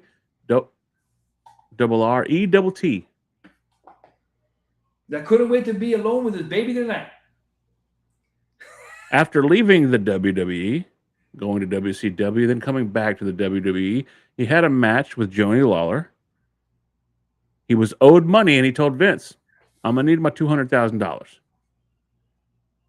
He got his $200,000, and Vince even told him, Jeff, I love doing business with you. Jeff went off. He dropped the title like a man to China. Went the next night, was at a WCW pay-per-view, finished out his career in WCW, and was publicly fucking terminated by WWE, by Vince McMahon on WCW television. Okay? So what did Jeff do? He went off with his father, and he started a little company called TNA. Now, was TNA always great? No. There was moments there where you had a fucking man with a giant ass named Cheeks. That was your first match. I'm not even kidding. That was the name of the guy. His name was Cheeks. His ass was so big, they broke the ring that night. They had a little dwarf feller named the psycho midget jerking off in a trash can. They talked about that during his Vice thing. They talked about the fact that Vince Russo had a couple of wrestlers named the Johnsons that were masked wrestlers that looked like giant penises. That was their whole gimmick. They were the Johnsons. Did they talk about the fact that Devil J also came out and said the downfall of TNA was Eric Bischoff and Hulk Hogan? Absolutely. Listen to me. I'm going to get to that because he also didn't say it was her. The absolute downfall was a little Southern belle named Dixie Carter, who hung on to Hulk Hogan's leg like a lap dog. So Jeff started this company, and he had Health South as basically backing the funding. Now, do you remember what happened with Health South years back? Do you remember what happened with Health South? Is that the one that filed for bankruptcy? Oh yeah, because they were embezzling money and a bunch of other jazz, right? Oh no, because we had some hospitals up here under. Yeah. We had some hospitals up here under Health South. So they went under, and so Jeff started contacting all the people that were sponsors, and one of those sponsors was Panda Energy. And Dixie said, Jeff, you need to talk to my daddy. And so he went out to Texas. He met with Bob Carter, which is Dixie's father. And Bob said, Jeff, do you really think you can make a go with this? He goes, Jeff, how much money do you have invested in this? And Jeff says, everything. So this is important to you. He goes, absolutely. So he left. He gave a price though. Hold on, he left. But here was the ultimate price. That Dixie would become a majority owner in TNA. And so Jeff realized either I can have 49% of something or 100% of nothing. And so he took the chance. And what happened was they started doing great things. Talk about really changing the game when they had Samoa Joe, and he hired Kurt Angle because Kurt Angle legitimized everything. It was amazing the run they were on. And if you really go back and watch, they were doing some really good shit. Gerard, Kurt Angle says, except for the couple matches he had in WWE, he enjoyed his TNA run better than he enjoyed his WWE. Because they were really making magic over there. And so, listen, hold on. This is the part that I sent you. This is the thing. All I wanted you to watch about this. The video I sent you was the first real interview with a woman who at one point was known as Karen Angle, later remarried and became Karen Jarrett. And Karen made it very clear that when they went into TNA, her marriage with Kurt, they were separated and she was living in a townhouse. Jeff Jarrett, fucking Cornette, all of them spoke and talked about this. And that she came in, and this is before they get divorced. Kurt was in a bad way, and after he would put on these banger matches, and then he'd be in the back with an ice pack on his back and an ice pack on his neck because he was really destroying his body. And she didn't talk bad about Kurt. To her credit, that woman came in there and said he was in a dark place, which Kurt himself has admitted. Now, everybody knew they were separated. Everybody. And Karen said, if Dixie Carter says that she didn't know we were separated, she's lying. Everybody knew. And so over time, Kurt and her split up. Okay? They split. Yep. Jeff and her had become friends. Jeff, his wife, had passed. He had lost his wife. He lost his wife. He's raising 3 girls by himself. And over the time, he becomes friends with Karen. And then they start becoming more social. And Karen even said it herself, I'm the one who called Jeff. Because whenever he was trying to get me and Kurt to stay together, he was quoting scripture, and it said something to her. It spoke to her. She couldn't think of a man like that. Yes. And so they started dating. Everybody knew. Now, don't get me wrong. Some of the talent came on there like a Awesome Kong or like a D'Lo Brown, and they said, we thought they were messing around. But Karen said they knew that me and Jeff were separated. Okay. So they went on this interview and they're talking. And so they start to make it public. Jeff invites Dixie to a fucking party at his house. Dixie shows up and sees that Karen's there and they're dating. She gets all upset. And if you look back at everything they talked about, D'Lo Brown says it best. I used to just call Jeff boss man. And Dixie came up to me and says, don't you ever call him that again. He is not your boss. Dixie was looking for a reason. And Karen said it herself. Dixie's not stupid. She got herself a wrestling company and she wanted to be the star. For all that time, Jeff was running the business. Things were going great. Dutch Mantell was running the women's division, and they were getting the highest ratings on women's wrestling at the time. It was amazing. Samoa Joe and Kurt Angle, amazing. The shit they were doing, AJ Styles, amazing. The X Division, oh my God, they changed the game with that. You're forgetting the aces and eights part. No. That's after. After. So all this stuff happens. She goes to that party.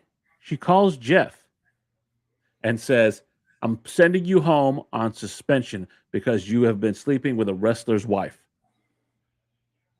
She knew about it. She knew that Kurt and her were divorced. She knew that Kurt and her had split up.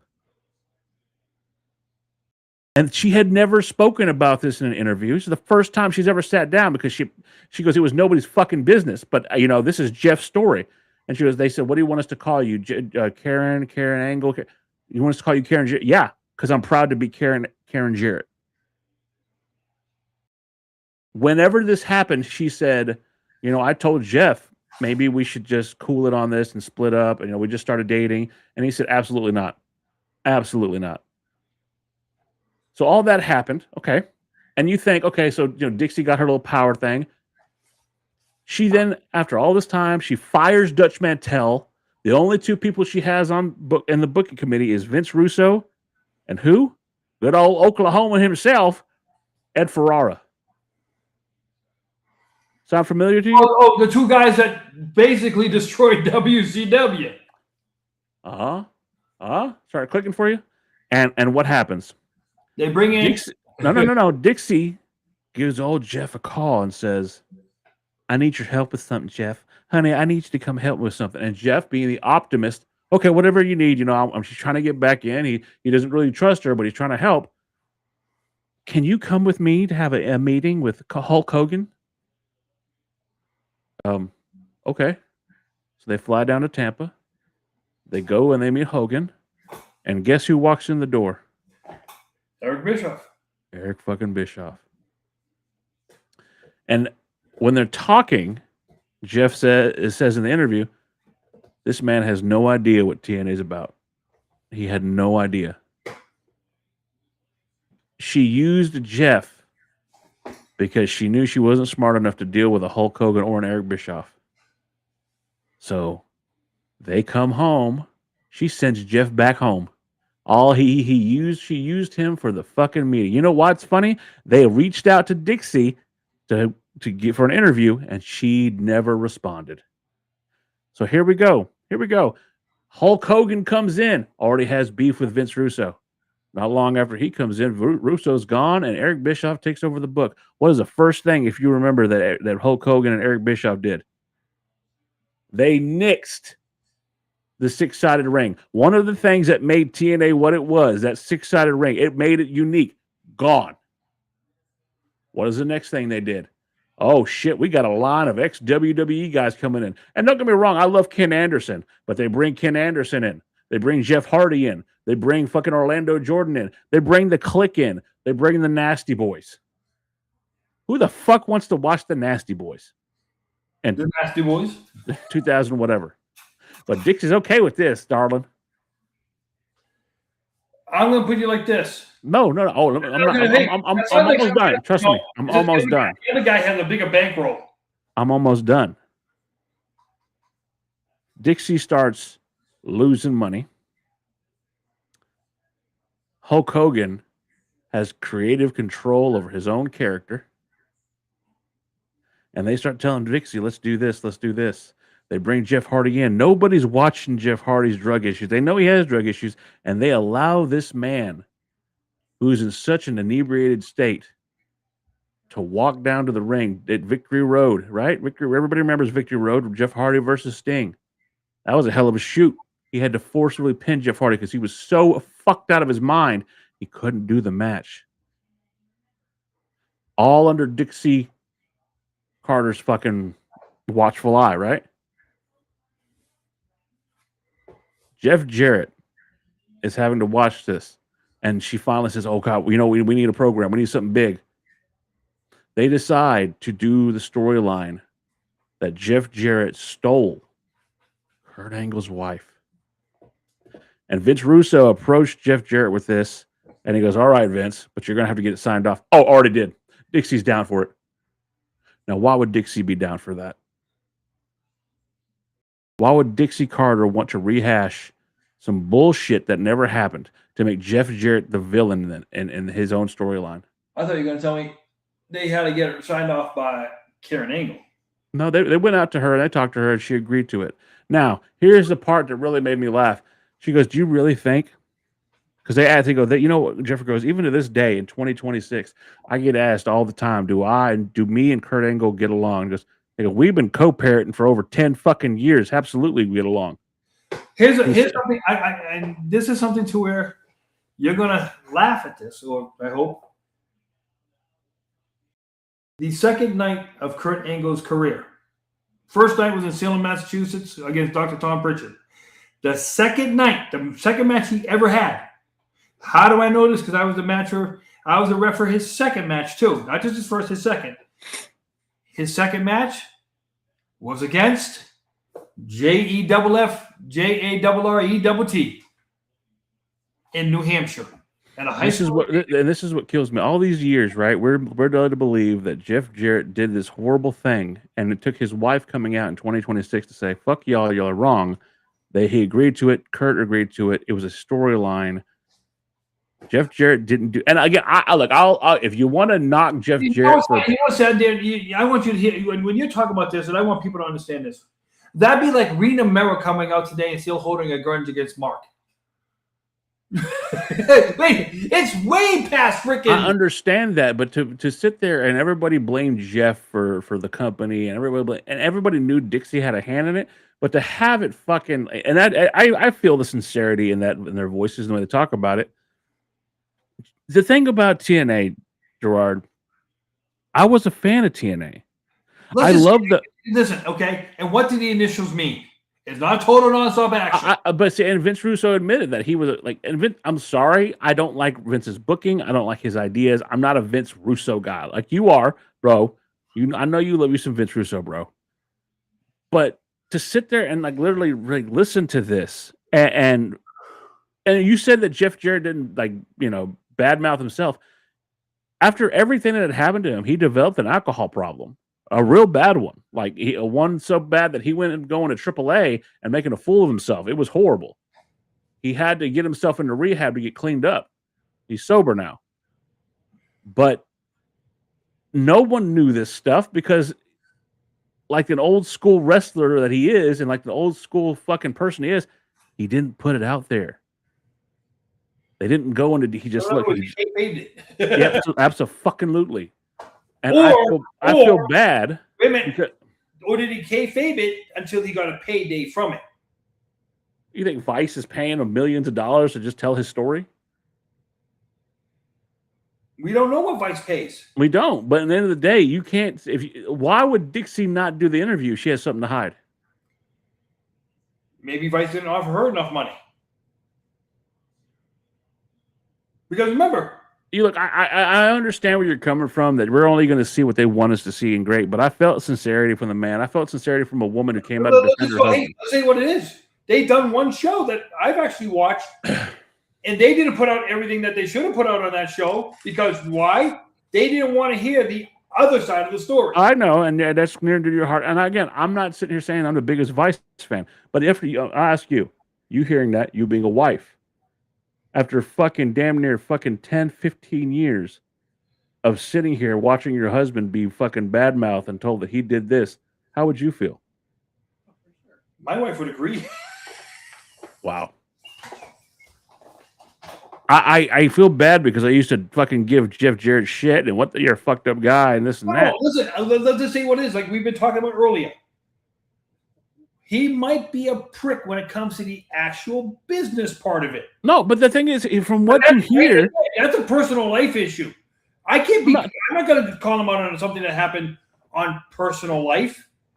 What happened was TNA turned it into entertainment thing. Hold on. You're okay with that? You're not okay with that? You're not okay with that? Because like last week he was talking about Lita and Matt and how she needed to go out there and get naked. If they attacked it in the personal life way.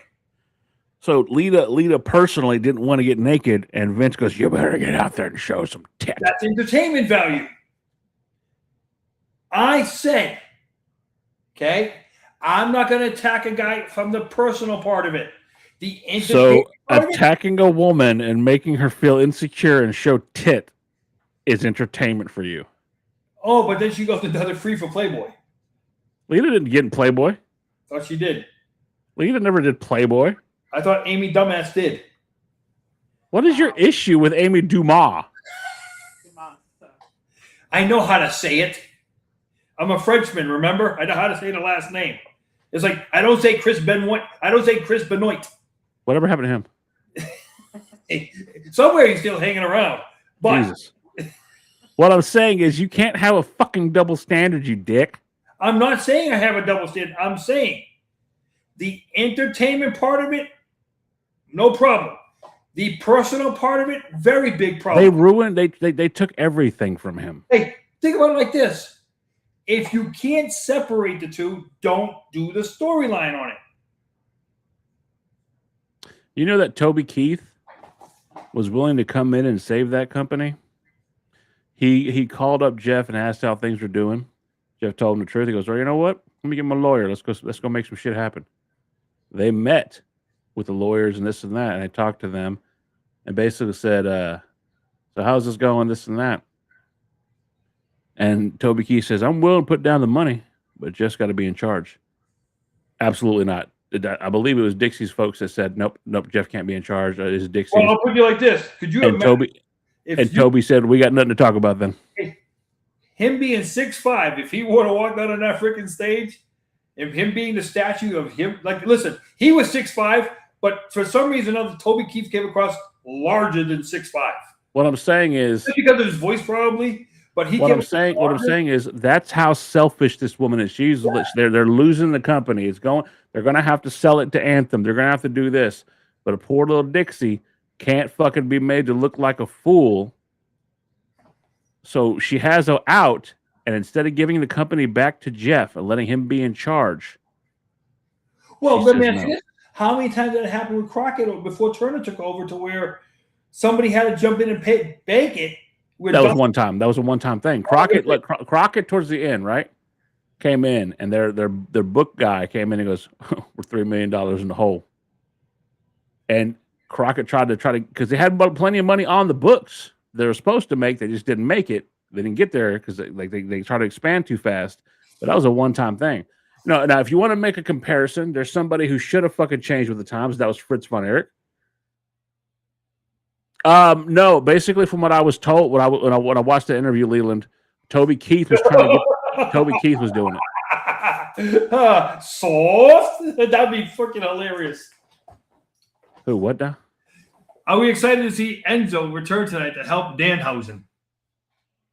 You shut your whore mouth. You shut your whore mouth. It better not happen.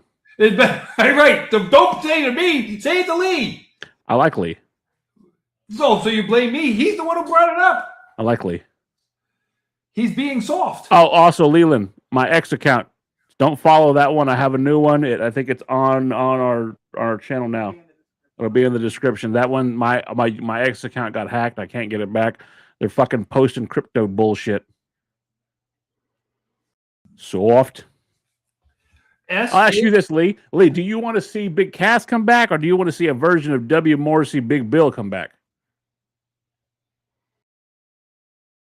Again, going back to the Jeff Jarrett stuff, Jeff, I think, had some money, but fucking Toby Keith was willing to. You know what, Dan? That'd be like, my question to you is this. When Big Show first came out in WCW, he just came out without a shirt on, but he had jeans on. He goes over to WWE. Now he's got the one-piece suspended thing, just like Andre. He had the one-piece suspender in WCW. He was part of the Dungeon of Doom. My question to you: if they had kept him in the jeans, do you think he would have had a better career? No, I think that he was pegged as the son of Andre the Giant for years. Yeah. Well, just like Albert was painted as George. That's what I'm talking about, Lee. That's what I'm talking about. Fuck yeah, Big Bill. Hey, just like Prince Albert was painted as George Steele's kid too. Jesus, I don't remember that, but I don't deny it. I don't doubt that happened. Just because you probably have a Prince Albert, but why do you care about my dick? I don't. Why are you bringing up my dick? I said you probably have a Lee, get your boy over here, Leland. Get your boy. He's talking about my dick. No, I'm not talking about it. I'm just saying you might have a Prince Albert. Hybrid. What's a hybrid? He was. See, this is what happens when you don't pay attention to the chat. Hold on. A cross between Big Bill and Big Cass. Why would you want to cross Big Bill and Big Cass? Why? I put it this way. I like him in the jeans. I don't like him. He doesn't have to be in spandex. Yes, Gerard has a hairy back. Cause of the hairy backs. What's the cause of the hairy backs? Hair. You fucking brought. Oh my God! It's Alzheimer's. It's the fucking Hector virus that's taking over. You're the one who just said that he was George Steele's son, and he goes, "Why? Because of his hairy back?" Cause of the hairy backs. He's asking a question. Was it because of his hairy back? He didn't say because. It says cause. With a question mark. Cause. But it's cause, not because. Cause. Lee, I'm sorry this man's a damn fool. We got 10 minutes, and we almost went 2 hours with you acting a fool. And here we are. Take the last 10 minutes. I guess while we're in this last 10 minutes, and the main event going to be tonight if you want. Yeah, let's. I have no interest or desire. I think that look, I feel bad because I think that Gunther and them. It needs to be a one-on-one, Cody versus Punk. That's what it needs to be. I think that Nick Aldis is going to cost them the match, but that you've made Gunther look weak, and I think I saw it on fucking What Culture Wrestling. They were talking about it. And every match with Cody and Gunther has ended with some sort of shenanigans, and I'm over it. Like, you're making this guy you built to be this fucking retirement monster, this guy who like he ends careers. Look what you've done to him. Who's your interim women's champion? I think it's gonna be Jade. I think they're gonna put the belt on Jade. I think they're gonna do Charlotte. I think they're gonna because again, you have Rhea Ripley coming back, and the first challenger she's gonna have is gonna be whoever's holding that belt. It's about dollars and cents, and Charlotte makes sense. She hasn't held the belt in over a year. She's, Yeah, I mean, like I say, I think it's gonna be Jade to set up Rhea and Jade. I would consider maybe Tiffy because Tiffy and Rhea haven't had a promo. I think so, Leland. I think that Gunther is getting buried or on the way to getting buried. Do I look forward to a fucking Nick Aldis match with him? Yeah, but what I would rather see, in all honesty, would be Nick Aldis versus fucking Cody Rhodes, because that would they mirror each other's styles. It's amazing. He's basically the European version of a Cody Rhodes.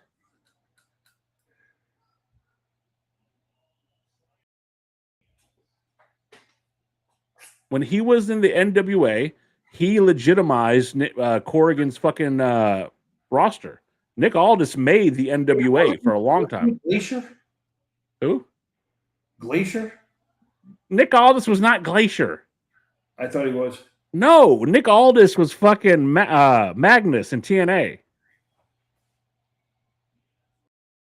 You see, this is the thing that Okay, Magnus. Sorry, Magnus. Killing me. You're fucking killing me. Yeah, I do too, Leland. And again, your buddy over here does not want to listen to me when I say that WWE has become soulless. Oh, no. We had a discussion this week, and you're going to like this one, okay? Wait, Leland can actually have a discussion with you that lasts more than 5 minutes without wanting to fucking throw himself off a bridge? When we were talking about this, how TKO wants to just make money. Tony Khan wants to spend money. And look at which one's doing right now, and look at what the other one's doing right now. Tony Khan is going through short-term pain for long-term gain, where TKO, you know what? I can't be completely unbiased. She can't be unbiased because she's my wife, and I think she likes AEW better. Leland, someone who knows both us and Gerard, someone who I think understands our minds and what we're thinking. If you had to make a pick right now, and who's doing better business, would it be Tony or Nick Khan? Which company is doing better, and which company do you think is putting on better shows? Did you hear what I was trying to say to you? No, because I'm not listening to you right now. I'm listening to Leland. What I was trying to say to you is, see that you can't hear him. What I was trying to say is, right now, TKO is just in the business of bleeding the customer dry. And you're trying to talk shit about Tony Khan, who's really doing a damn good job. I just said to you, one of them is in short-term pain for long-term gain, which is Tony Khan. I thought you were basically saying he was throwing away money. No. If he has to throw away money for the long term, he'll do it. Where right now, right now, TKO seems like they're on their last year where they're overpricing people. It hurt you a lot to give any credit to AEW, didn't it? I just did, you schmuck. It hurt a little bit, didn't it? I can see it. Oh my God, my ass is hurting. Is that from all the Prince Alberts you're taking? Oh my God, my tailbone up to my neck is on fire right now because I had to say it. My God, I got to stay away from windows and doors. I don't need to get the lightning strike. I think they're doing. I think that though, if I'm really being honest, I don't. There's nothing about WWE that's really interesting me. And again, it's not just from an in-ring capacity. I'm talking about, like, as she's looking over here at the Hector Virus T-shirt on sale at our shop. Please check it out, the Hector Virus T-shirt. Even from their merchandise at WWE, you put that bitch in the washer for 2 cycles and that shit falls apart. I got this shirt from Pro Wrestling Tees. It is one of the original Bullet Club's t-shirts. It's for the Guerrillas of Destiny, one of my favorite fucking factions. I'm sorry, my favorite tag teams and my favorite factions. It still holds up after fucking over 2 years of owning this shirt. Still holds up. Still great quality. I 100% Leland. Like I'll put it like this, okay? Here's the thing. Fanatics took over the shirts, and Fanatics, let's just say it like it is. Fanatics in this to make money, okay? Let's just say it like it is. So they're going to charge you a premium price for a sub-quality product. Yeah, it's like a bunch of kids in a Chinese sweatshop are probably making these shirts. Well, but here's my problem with that. Let's just say, merchandise-wise, WWE still makes a shit ton more money merchandise-wise than AEW. For shit merchandise. Put it this way. You can't return it. No. They don't care. That's why it's always on sale. Yeah. Why do you think I buy AEW gear instead of the other stuff? But you got to buy 2 shirts because they don't sell your size. Yes, they do, fucker. And they make everything custom. Oh, to order. Correct. Made to order. Fucker. But no, that's what I'm saying, Leland. Like, again, WWE is going to put Slim Jim on everything, tell you it's Riyadh season every fucking now they got, did you see the Dodge Ram logo on the turnbuckles now? Again, that's what I'm saying. There's no soul left. They've sold every part of the ring. Now they have people's names. You spend $500 to get your name on the fucking ring. Hey, I got to say one thing. 12 in a row. That's all I got to say. 12 in a row. The Boston Red Sox have won. I know what you were talking about. We can't go fucking. But are you see? And this is why Gerard's going to be a member of fucking Club WWE. Watch. No. He's joining Club WWE. No, I'm not paying $99 a year. It's $99 a year to join. $100 a year to join Club. But you get told, like, you can pre-buy their tickets whenever they go on sale to any place, blah, blah, blah. You get exclusive things that nobody else will get as long as you're a member of that. Which basically means you're going to pay $100 on top of your ticket. Don't worry about it. Yeah, when I was reading about it, he looked into it. So because you. $25 a month, you sign up for the year. What happened? Uncut, unlocked. Watch backstage moments, extended cuts, exclusive. Watch exclusive content. Limited members only merch. Collectibles. Yep. Members only lounges. Friday ticket access. Live chats. Holy shit. Live chat? Wow. For less than that, we're going to be able to go take photos with the AEW title, potentially, and sit down and talk to Aubrey Edwards about the art. It's $99 a year, but then you still got to buy tickets to the events, which are $700. Yeah. Do you know what that's called? They're replacing the $10 a month that you used to pay for Peacock. That's all that is. Wow. That's the company you love, though, right? And you're still going to spend $30 a month for ESPN if you want to watch something. So it's like, and then whatever you got to spend for Netflix. I don't even know how much you spend for Netflix. And you like this company. All of you Marks have been listening to the Marks Podcast on YouTube.